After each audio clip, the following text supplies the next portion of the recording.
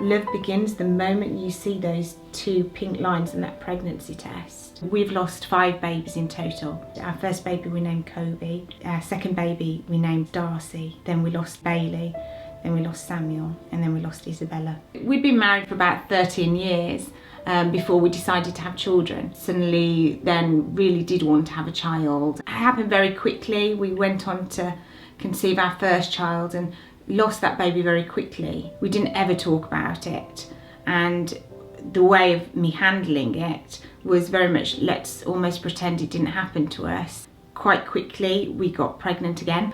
So we'd gone for our first scan and everything was great. They had seen a bit of blood in my womb, so they said to be prepared for a possible bleed at some point, but it'd be nothing to worry about. That night I started to bleed, only a slight bit, but I didn't think I was losing my child because they'd warned me it was going to happen. Then that stopped, everything carried on fine, and then we were out shopping and I started to bleed, just a tiny amount, but enough to really panic me because I didn't think it could be related to the first bleed because now time had passed. So we went over to the clinic, I had a scan, everything was fine there, the baby was happily kicking away and everything was great and looked perfect. However, the bleeding then continued, and now we're on to the Saturday, and we were hosting a big Christmas event on the Saturday evenings. I stayed in bed all day and thinking maybe it would just stop and it would just pass. Kept remembering, we've just had a scan, everything's fine. And then the bleeding really increased and we just didn't know what to do. We set off to the clinic for the scan, not knowing what we were going to experience, and people being in there all happy and us not knowing whether we could be happy or not. And the scan started and we could instantly see our baby girl, Darcy, on the screen. We couldn't see her heart beating at all. The midwife didn't really speak, she just went very silent, and we were saying, is everything okay? And she just didn't answer. And that's when we really, knew our worst fears. We phoned the family and told them, and they screamed and cried, and my parents were in the car still. See, it's hard now. It's always when I talk about the family. Well, we were then given choices. We were given the choice to either go into surgery or the choice to let things happen naturally. We weren't given any leaflets or any additional information, so natural seemed the best way. And so we went home. I literally couldn't even communicate at times.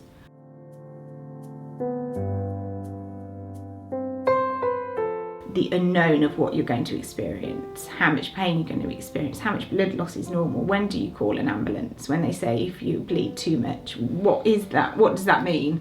I wanted to know that life was carrying on. We wanted to be able to try again, and we got pregnant and ended up miscarrying again, which we weren't prepared for. And I was like, no more, I cannot go through any more loss. So we actually got in the car and we drove to the very top of Scotland, and I cried constantly. I said, I can't do it anymore. We were like, okay, that will be it then. We won't try for more children. And what I didn't know is I was pregnant. I was absolutely overjoyed. So we immediately went to our consultant. He went, just avoid all stress. And I was like, oh my goodness. But everything was brilliant and everything went well. And she was wonderful, delivered totally healthily. And we absolutely loved being parents from the outset. She didn't sleep. People used to go, how on earth do you cope with it? We'd just be like, oh my goodness, we've got a baby. How do we cope with not sleeping? We've got an alive baby, we've got a baby that's well. When she got to about 2, we decided that we'd love her to have a brother or sister. I really didn't think loss would ever be part of our life again. So we were going for scans, everything was fine. It was a little boy, Samuel, and all the scans were fine. one day went for my consultation and scan, and his heart had just stopped beating. We were back to that trapdoor yet again. So you're constantly juggling these two things where you're needing to process and deal with loss and grief, but at the same time maintain normal life for your other child. And I remember saying to my sister at one point, I just can't breathe. I just can't breathe. Because I felt like I was drowning, and I felt like I couldn't find the words, and I didn't know how to recover, and I didn't know how to make everything okay for Esme. And not only was I thinking about the little boy I was still carrying, I was also thinking, what if we can never give Esme a brother or sister? We were asked questions we weren't prepared for. We were asked whether we wanted his body back or not, and we were only given a few minutes to decide. And I was just like, well, what's normal? I didn't know what was normal, and the nurse said, well, often people don't, because we can handle everything from the hospitals for you. So we just went with what she said, basically. So I went to theatre, came out and was sobbing, and we all went back home, and then I instantly knew I'd done the wrong thing, and I was just like, I want him back. Why would we have said that in those few minutes? But it was too late. It was a bad decision for us, you know. For other people it might be the right decision, but for us it was the wrong decision. We recovered, decided to try again, and which we did. And so we decided to tell the whole family on Christmas Eve at our Christmas party that we were pregnant. Literally then got up, went to the bathroom and started to bleed. So the doctor told me I'd definitely miscarried. However, as the time went on, I really felt like I was still pregnant, and I didn't feel like I'd actually lost, even though I was continuing to bleed. And so we decided to go for a scan anyway, and that showed the fact that I was still pregnant and the doctor had been completely wrong.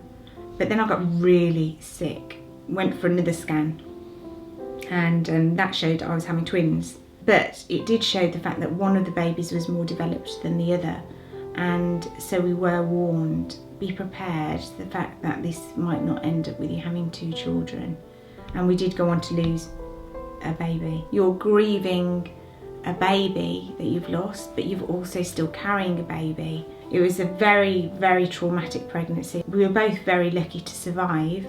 I think that's when the grieving then started for the baby that we'd lost, and realising that there should be two of them.